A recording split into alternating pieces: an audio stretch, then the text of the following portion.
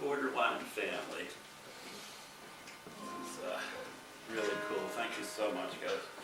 Appreciate the opportunity to open for Marcy. So I live in just about the middle of Pennsylvania now. I spent my childhood. So my wife says I should not use the phrase "grew up."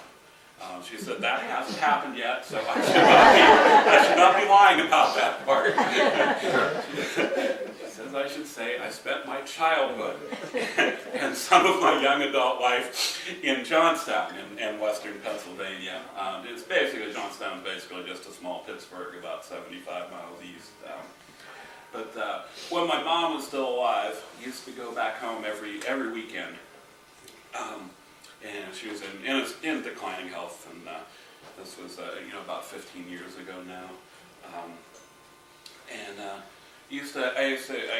I had two motorcycles at the time. I kept one in Johnstown in my mom's garage. It just kind of, when things got a little bit too much, I loved to take it out and just kind of clear my head in the evenings.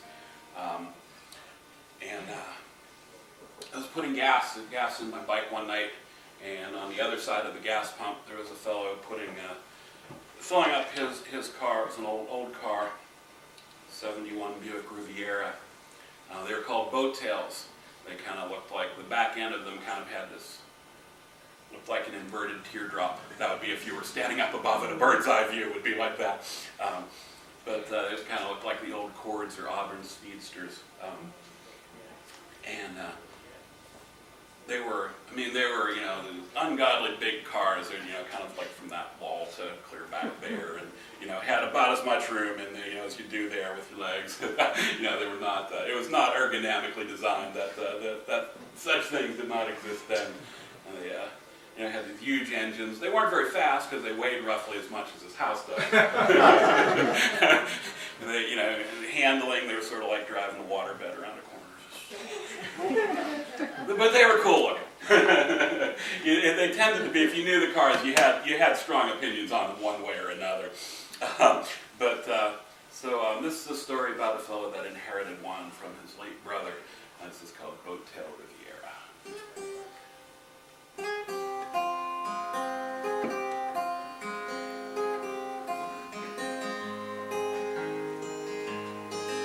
Had a Boattail Riviera, long and wide and clean, a survivor from the glory days of leaded gasoline.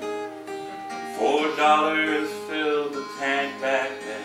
Said now it's 44. It was my brother's before he marched away to fight in Nixon's war. He pulls a snapshot from his wallet. Shows a smiling, long-haired teen in the showroom with that Buick back in 1917. My brother worked for 2 whole summers. He put every cent away till he went downtown and bought it on the day his notice came. And you can drive all night to get to where you're going. You can drive all night to wash away the pain. Distance never puts the past behind you, and the ghosts there riding shotgun still remain. He said I was just a kid back then, didn't understand all the rage and animosity about the war in Vietnam. Like those snowy old TV sets, well, our world was black and white. We knew that God was on our side, listening to Cronkite. In the Pittsburgh Greyhound station, he handed me the keys and he said, start it every week or so, keep it waxed for me. It's been over 30 years now since the promise that I gave before we watched the back end of that Greyhound roll away. You can drive all night to get to where you're going. You can drive all night to wash away the pain. Distance never puts the past behind you. Ghosts there riding shotgun still remain.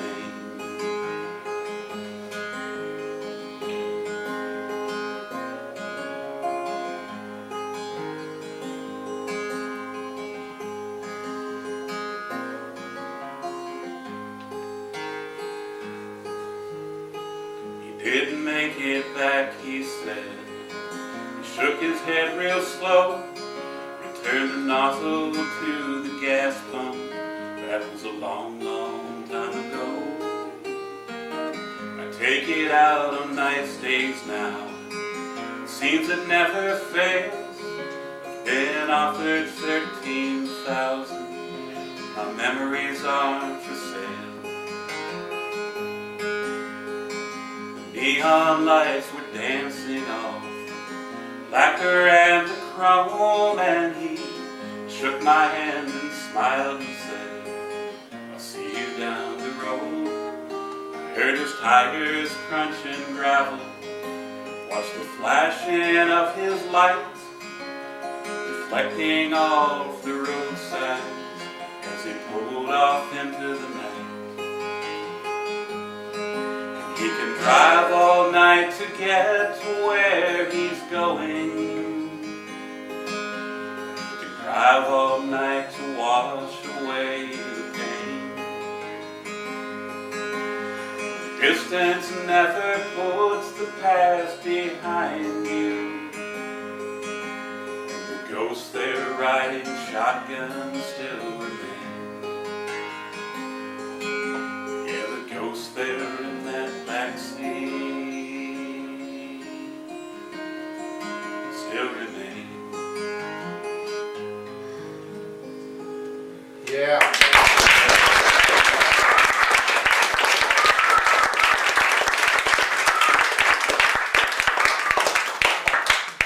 I'll retro dedicate that to Faye and Saul. I meant to say that before I started saying that. I'm sorry, what you said? That was a retro dedication to Faye and Saul. I meant to do that before I started playing, and then suddenly there were words coming out of my mouth.